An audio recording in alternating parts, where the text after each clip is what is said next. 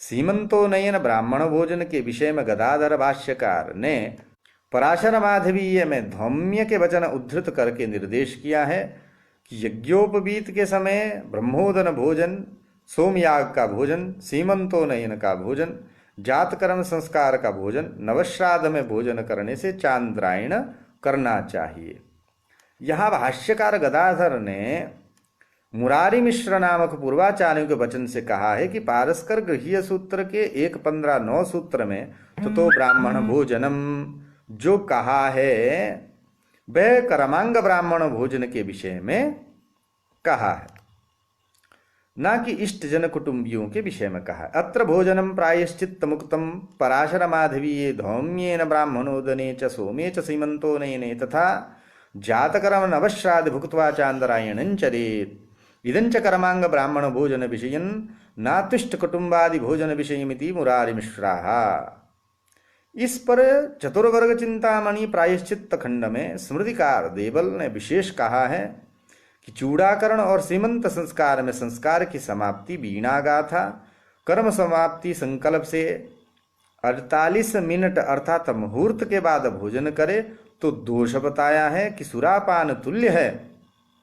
श्रेष्ठ पुरुषों की इच्छा नहीं चाहिए।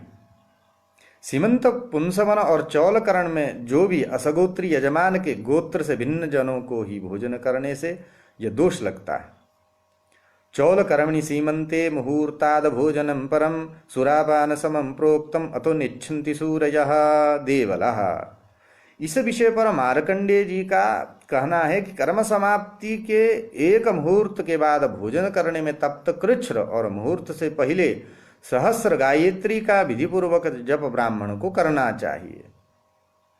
असगोत्रीय स्त्रियों को आधा, यति और ब्रह्मचारियों को चांद्रायण प्रायश्चित्त करना चाहिए।